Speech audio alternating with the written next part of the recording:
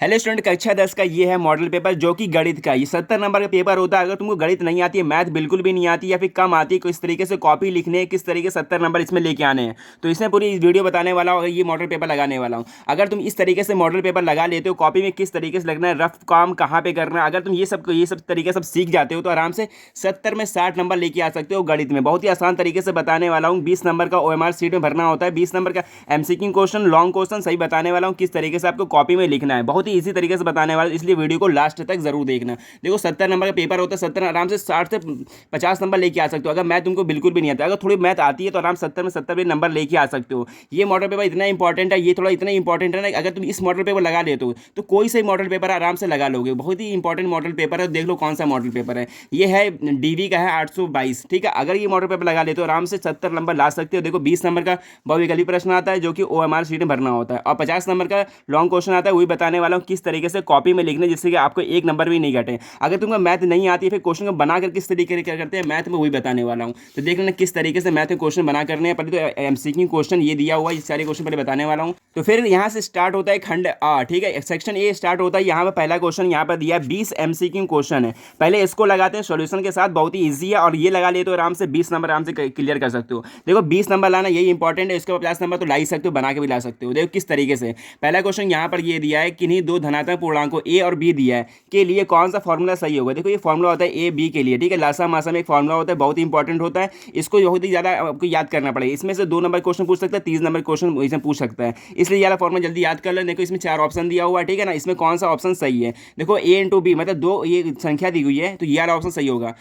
मतलब संख्या का गुणनफल और लासा गुणे मासा। ठीक है, ये वाला फॉर्मूला सही होगा। इसका यह करेक्ट ऑप्शन ये वाला हो गया, D वाला। ठीक है ना, ये फॉर्मूला होता है, इसको रट लेना बिल्कुल। ठीक है ना, दो संख्याओं का गुणनफल और बराबर लासा गुणे मासा। ठीक है, ये वाला ऑप्शन यहाँ पर 1 नंबर आपको मिलेंगे, OMR शीट में भरना होगा। अब देखो सेकंड क्वेश्चन कौन सा यहाँ पे देखो, और फिर सेकंड क्वेश्चन यहाँ पर है। देखो यहाँ पे इंग्लिश हिंदी दोनों में देता है, यहाँ पर मैं हिंदी वही बताने वाला हूँ, सिर्फ हिंदी बता रहा हूँ। यहाँ पे देखो दूसरा क्वेश्चन ये है। ठीक है, एक शून्येतर परिमेय संख्या एवं अपरिमेय संख्या का भागफल क्या होता है। यहाँ पर देखो ये हर साल ये क्वेश्चन पूछा जाता है, बहुत ही इंपॉर्टेंट क्वेश्चन है। अगर भागफल पूछ रहा है, ठीक है ना, अगर परिमेय और अपरिमेय संख्या का भागफल पूछ रहा है तो हमेशा क्या होता है, अपरिमेय संख्या होता है। अगर गुणनफल पूछ रहा है, ठीक है, गुणनफल पूछ ले तो हमेशा क्या होता है, परिमेय, ये परिमेय संख्या होगा। यहाँ पे क्या पूछ रहा है, भागफल देखो परिमेय अपरिमेय भागफल होता है, ये अपरिमेय संख्या। अगर गुणनफल पूछ ले, ठीक है ना, गुणनफल पूछ सकता है बोर्ड एग्जाम में, तो यहाँ पर ये वो परिमेय संख्या। ठीक है ना, गुणन करोगे तो। अब देखो नेक्स्ट क्वेश्चन कौन सा है, तीसरा क्वेश्चन यहाँ पर ये है। ठीक है, इसका सॉल्यूशन बताने वाला हूँ। ये देखो तीसरा क्वेश्चन, यदि m = 5 है, n = m+7 है, तो इस अंडर रूट का मान बताना है। ठीक है, तो यहाँ पे इसका सॉल्यूशन करना पड़ेगा। किस तरीके से करते हो, यहाँ पर देखो अंडर रूट ये दिया हुआ है ना, यहाँ पर ये दिया हुआ है। m का मान कितना है, यहाँ पर ये नहीं दिया। ठीक है ना, m का मान ये दिया हुआ है, तो m कितना दिया, 5 दिया। 5 का स्क्वायर कर दोगे, यहाँ पर लगाया तो 5 का स्क्वायर कितना होता है, 25। ठीक, फिर प्लस लगाओगे, प्लस ये है। n का मान कितना है, देखो n का मान, देखो वो m का मान जोड़ के 7 जोड़ के, तो देखो m कितना है, 7 5 12, तो यहाँ पर देखो 12 का स्क्वायर 144 होता है। ठीक, तो इन दोनों को ऐड कर दोगे तो आएगा 169। ठीक है ना, 169 की इसका वर्गमूल होता है 13 का होता है, तो यहाँ से 13 ऑप्शन सही हो गया। यहाँ पे कौन सा ऑप्शन सही हो रहा है, ये 13 C वाला, ये पहले से यहाँ पर लगा हुआ था। ठीक है, यहाँ पे देखो इंग्लिश में दिया हुआ है, इंग्लिश में नहीं बता रहा हूँ। एक और देखो यहाँ पर ये दिया हुआ है, चौथा क्वेश्चन यहाँ पर ये, एक परिमेय संख्या के समतुल्य कितनी परिमेय संख्या हो सकती है। ये क्वेश्चन बहुत ज़्यादा इंपॉर्टेंट है। ठीक है ना, इसको किस तरीके से करोगे। ठीक, तो यहाँ पर देखो एक परिमेय संख्या होता है, मान लो 1/2 एक परिमेय संख्या है। ठीक है ना, इसके समतुल्य किसी गुणा कर दो, मान लो तुम 1/2 गुणा कर रहे हो। ठीक है, तो ये गुणा करके क्या आएगा, 1/4 आएगा, तो ये भी परिमेय संख्या है ना। तो बताए कितनी बना सकते हो, मान लो 1/2 में तुम 1/3 का गुणा कर रहे हो, तो 1/6 आ रहा है। तो देखो ये भी हो सकता है, ये भी हो सकता है, मतलब अपरिमेय होता है, मतलब अपरिभाषित, मतलब बहुत सी संख्याएं बना सकते हो। तो यहाँ पे 1 2 नहीं आएगा, आराम से कितनी भी संख्या बना सकते हो गुणा करके, तो ये होगा अपरिभाषित। 4 क्वेश्चन यहाँ पर हो गए। अब देखो पांचवा क्वेश्चन कौन सा है, ये सभी क्वेश्चन बहुत ही इंपॉर्टेंट है। तो फिर पांचवा क्वेश्चन यहाँ पर ये दिया हुआ है, यहाँ पर ये समीकरण दिया है, ये समीकरण दिया है। ठीक है ना, 2 रैखिक समीकरण दोनों ये, तो यदि ये दिया हुआ है, इसका ये एक वो दिया हुआ है यहाँ पर A1/A2 बराबर B1/B2 बराबर C1/C2 हो, तो ये पे कौन सा मतलब सिचुएशन सही होता है, तो ये बताना है। देखो इसको इस टाइप क्वेश्चन पूछता है, अगर बराबर है हर चीज़, देखो A1/A2 बराबर B1/B2 बराबर C1/C2, तो ये होता है असमपाती, मतलब समपाती होता है, मतलब संरेखी होता है, जो रेखा समपाती होती हैं। जैसे कि इसका कोई सोल्यूशन नहीं, मतलब अपरिमेय अनेक सोल्यूशन होते हैं। मान लो एक रेखा के ऊपर एक रेखा, इसी कहते हैं संपाती रेखा। मतलब इसकी जो जो हल होते हैं ना अनेक होते हैं, अनेक प्रकार के बहुत सारे हल हो सकते हैं। देखो यहाँ पर हल हो गया, यहाँ पे हल हो गया, यहाँ पे हल हो गया, हर जगह हल होते हैं। अगर तुम्हें ये दे काट दे यहाँ पर, तो मतलब एक को हल नहीं होता, तो ये है समांतर हो गए। इस तरीके से क्वेश्चन पूछ सकते हैं आपके बोर्ड एग्जाम में। ये वाला क्वेश्चन यहाँ पे बी वाला ऑप्शन सही हो गया, ये वाला नहीं होगा। अब देखो यहाँ पर एक और दिया हुआ है, छठा क्वेश्चन ये है। ये छठा क्वेश्चन है, किसी संख्या का 1/3 भाग 21 के बराबर है तो वह संख्या कौन सी होगी। देखो एक संख्या का भाग कितना है, 21 है, तो इसका 1/3 कौन सा, 1/3 भाग पहला 21 है, तो कौन संख्या हो सकती है। अब देखो यहाँ पर तुम 1/3 का गुणा करोगे, यहाँ पर कितना 21 तो आ रहा है, ठीक है ना। तो 1/3 भाग कौन सा 21 है। अब यहाँ पर सातवां क्वेश्चन यहाँ पे ये कह रहा है, ये सातवां क्वेश्चन, यदि द्विघात समीकरण x² + 2x - p = 0 का मूल -2 है तो p का मान ज्ञात करना है। तो आप p का मान किस तरीके से ज्ञात करोगे। देखो जहाँ पर ये दो मूल दिया है ना, तो उसके तुम x की जगह रख दोगे -2 का स्क्वायर + 2 और ब्रैकेट में -2 - p, तो यही p का मान ज्ञात करना है। तो देखो स्क्वायर करो कितना है, -2 का 4 आता है, ठीक है, प्लस में आ जाता है। और इसका हम करोगे तो माइनस प्लस क्या होता है, माइनस में होगा, और गुणा करना है तो माइनस का पूरा 4, इसमें से इसमें गया तो कितना आ गया 0, p - 0 = 0, तुम इसके लेके आओगे तो p बराबर आएगा 0, तो p का मान कितना आ गया 0, तो ए वाला ऑप्शन सही हो गया, बिल्कुल करेक्ट हो जाएगा। इसको हमारे सीट में भर देना। अब देखो आठवां क्वेश्चन देख लो कौन सा है। अब यहाँ पर आठवां क्वेश्चन कह रहा है कि दो त्रिभुजों के क्षेत्रफलों का अनुपात उसके संगत भुजाओं के अनुपात के वर्ग के बराबर हो तो इस त्रिभुज को क्या कहते हैं। देखो ये आपका वो परिमेय है, ठीक है, परिमेय आपको त्रिभुज चैप्टर से लिया गया है। अगर मतलब दो त्रिभुजों का वो क्षेत्रफलों का अनुपात बराबर हो तो उसके देखो जो वर्ग होता है, जो उसको भुजाएं होती है उसको वर्ग के बराबर होता है। ये त्रिभुज जो होता है वो होता है समरूप त्रिभुज। ये समरूप त्रिभुज वो जो चैप्टर ही आपका समरूप त्रिभुज, तो यही उसी का ऑप्शन ये वाला हो गया, सी वाला। अब देखो ये वाला क्वेश्चन भी ज़्यादा इंपॉर्टेंट है, 9 वाला। एक्स अक्ष पर स्थित बिंदु ये, ठीक है, तथा ये तो समदूरस्थ होगा। मतलब देखो ये मान लो ये है और ये है एक्स अक्ष, इसको बोलते हैं एक्स अक्ष, इसको बोलते हैं वाई अक्ष, ठीक है, सीधे वाले को। और कह रहा है कौन सा यहाँ पे बिंदु होगा, ठीक है ना। उसके लिए एक बिंदु ये है, मान लो 2,5, 2,-5 तो यहाँ पे होगा 2,-5, ये हो गया। और एक बिंदु -2,9 यहाँ पे हो गया, ठीक है ना। तो इस पॉइंट का मान बताना है। तो पहले तो वो देखो एक्स का मान तो हो गया ये एक्स, और वाई यहाँ पे कितना होगा, एक्स एक्स पे तो वाई 0 होता है।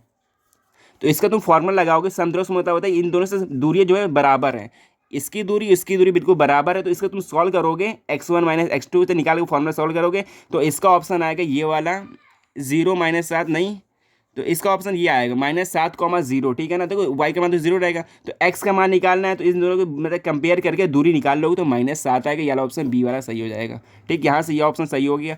अब देखो 10वां क्वेश्चन कौन सा है, इसको निकाल लेना, ठीक है, अच्छे से अपने निकाल लेना। यहाँ पर निकालूंगा हो जाए टाइम हो जाएगा, इसलिए देखो 10वां क्वेश्चन ये है, त्रिभुज ABC एक समद्विबाहु त्रिभुज है। देखो समद्विबाहु क्या होता है, जिसकी दो भुजाएं बराबर होती है, ये बराबर भुजाएं हैं, ठीक है। तो इसमें ये AB कह रहा है, AB ये C, अगर AB बराबर AC है तो कह रहा है कि कौन सा कंडीशन सही होगा। अगर देख लो, अगर ये वाली भुजाएं बराबर हो तो ये वाला कोण बराबर होगा, ये भुजाएं बराबर हो तो ये कोण बराबर होगा। कहने का मतलब कोण B बराबर कोण C, तो ये वाला ऑप्शन सही हो गया, C वाला। ठीक, ये भी आपके प्रमेय है आपके चैप्टर से। अब देखो 11वां क्वेश्चन, जहाँ पे इस तरीके से क्वेश्चन दिख जाए तो लगा देना आराम से 90 डिग्री का बनेगा। क्यों, अगर ये जो बनेगा ना त्रिभुज बनेगा, ठीक है।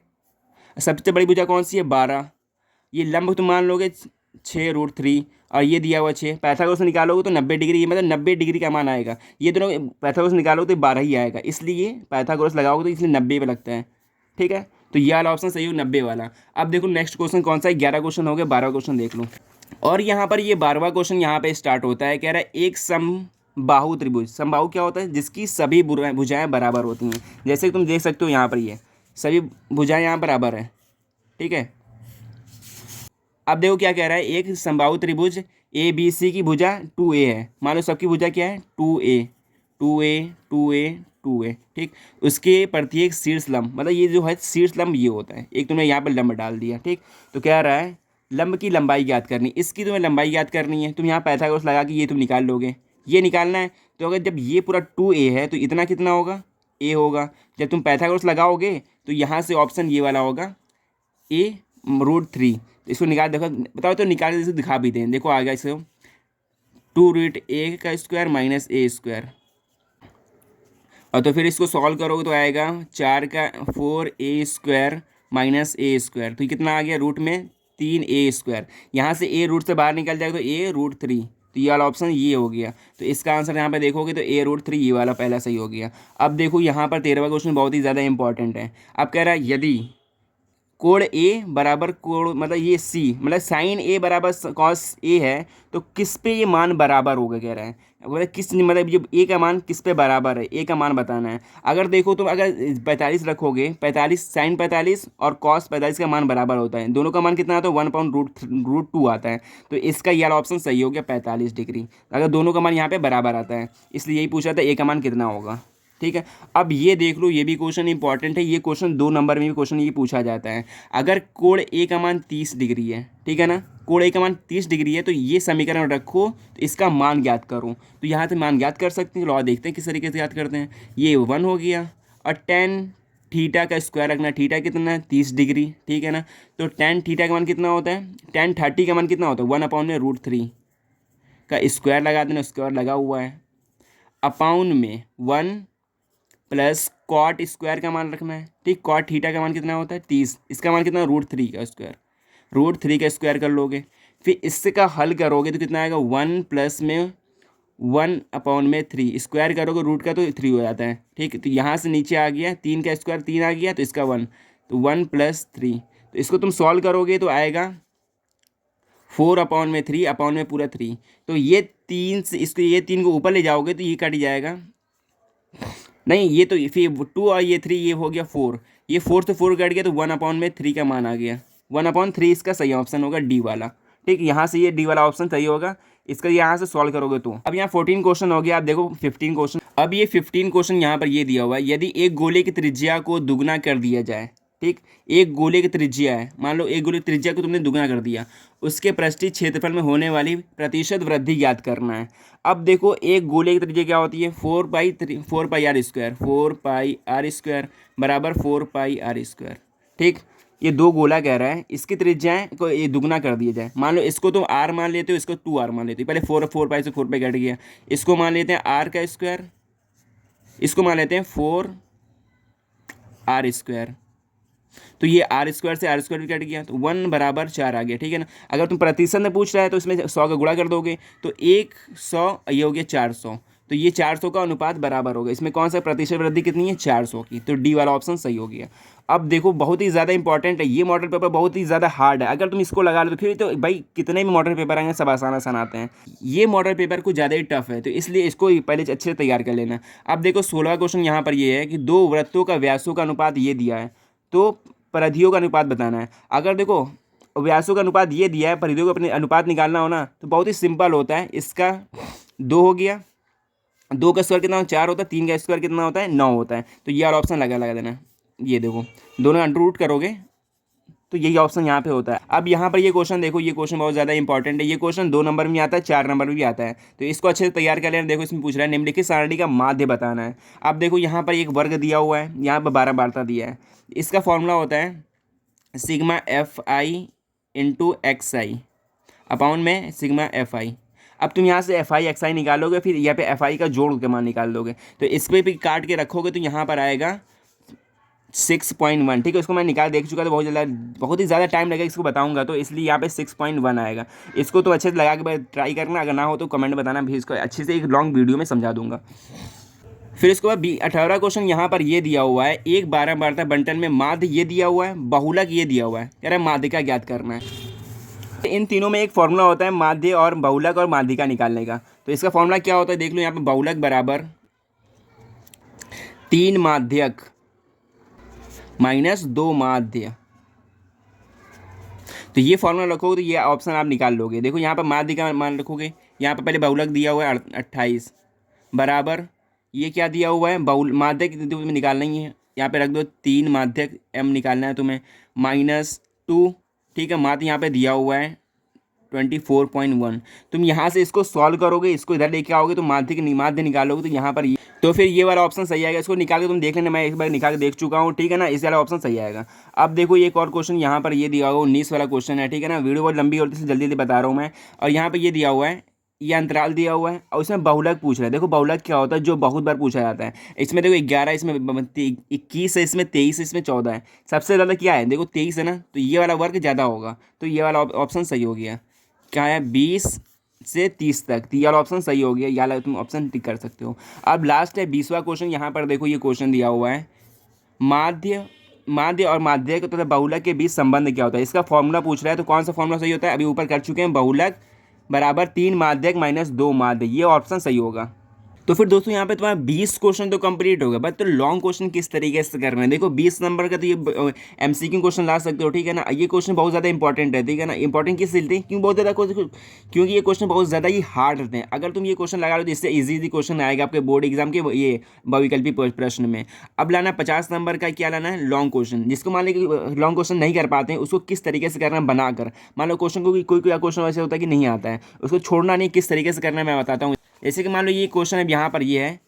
अब यहाँ से स्टार्ट होता है खंड बी, मतलब सेक्शन बी स्टार्ट होता है। यहाँ पहले आता है 2 नंबर क्वेश्चन, जो कि यहाँ पर देखो यहाँ पर दिए होंगे 12 नंबर के दिए हैं, ठीक है। छः क्वेश्चन है 12 नंबर के। अब यहाँ पर बहुत सिंपल सिंपल क्वेश्चन है। यहाँ पर देखो, यहाँ पर दिया हुआ है 2 cos square 45 minus 1 is equal to cos theta. बराबर थीटा का मान कितना होगा ये बताना है। अगर इसको सॉल्व करना मैं बता सकता हूँ, बट इसमें वीडियो लंबी हो जाएगी, इसलिए इसको नेक्स्ट वीडियो में लॉन्ग क्वेश्चन बताऊंगा। फिर इसको करना किस तरीके से, मान लो जो जो दिया हो पहले इससे कर लोगे, और जो प्रूफ करना हो लाके लास्ट में प्रूफ कर। जैसे मान लो यहाँ पे ये दिया हुआ है, ठीक है, यहाँ पे एक सारणी दी हुई है, यहाँ पे ये दी हुई है ना, कह रहा है इसका माध्य ज्ञात करना। मान लो इसको हम मान लेते हैं कि क्वेश्चन आपको नहीं आता है, तो इसको किस तरीके से करोगे, इसको छोड़ो तो नहीं ना, तो किस तरीके करना है। मान लो यहाँ पर ये दिया हुआ ना 12 बढ़ता, तो पर इसको तुम लिख लोगे अपनी कॉपी में, इस तरीके से कॉपी में लिख लोगे। यहाँ पर तुम FI निकाल लोगे, XI निकाल लोगे। फिर यहाँ पर तुम एक फॉर्मूला, जरूर से फॉर्मूला जरूर याद रखना। अगर तुम फॉर्मूला याद हो जाएगा ना, तो ये फॉर्मूला यहाँ पर रख दोगे, एग्जाम में फॉर्मूला देख के कुछ नंबर दे देगा। मान लो 3 नंबर क्वेश्चन है, तो 2 नंबर आराम से दे देगा, ठीक है। हल्का पर सॉल्व करो पूरे नंबर मिल जाएंगे। इसलिए क्वेश्चन को इससे बना किया जाता है बोर्ड एग्जाम में। और जो मान लो प्रूफ वाला क्वेश्चन होते हैं, मान लो कि कॉस थीटा बराबर साइन थीटा लेके आओ, तो इस वाले को लास्ट में बीच में कुछ भी कर दो, लास्ट में ये लाके कर देना सिद्ध है, ठीक है। इसको छोड़ना नहीं, प्रूफ वाले क्वेश्चन बिल्कुल ना छोड़ना। अब मान लो एक और क्वेश्चन यहाँ पर ये है, दूसरा क्वेश्चन ये है कि 5 खंडों का हल कीजिए, ठीक है। यहाँ पर 6 क्वेश्चन दिए होंगे, 5 करने होंगे, वो भी 4-4 नंबर के होंगे, ठीक है। तो इसको सॉल्व करना होता है। अब मान लो कि यहाँ पर ये क्वेश्चन दिया हुआ है, यहाँ पे इसको क्वेश्चन देख लेना किस तरीके से इसको सॉल्व करने की कोशिश करना, ठीक है ना। ये बहुत इजी क्वेश्चन है, अगर इसको लॉन्ग वीडियो में एक बताऊंगा इसे किस तरीके से सॉल्व करते हैं। अब यहाँ पर ये देखो 6 क्वेश्चन दिया हुआ है, इसमें से 5 क्वेश्चन कोई चॉइस करके करना है, एक क्वेश्चन नहीं करना है, ठीक है। यहाँ पर देखो ये वाला क्वेश्चन भी कर सकते हो, ये भी ईजी है, ठीक है ना। इन दोनों का मान के y बराबर m का मान निकालना, यहाँ पर ये भी त्रिभुज का क्वेश्चन है। और यहाँ पर ये देखो, ये भी वो द्विघात समीकरण क्वेश्चन है। अब यहाँ देखो माध्यिका वाला है, इसको मान लो क्वेश्चन नहीं है, तो इसको इसी तरीके कर देना, जो अभी कॉपी में दिया हो वो कॉपी में दे देना, ठीक है, जो कॉपी में दिया है। फिर उसके बाद सवाल का सॉल्यूशन लिख देना, फॉर्मूला लिख देना, आपके नंबर मिल जाएंगे।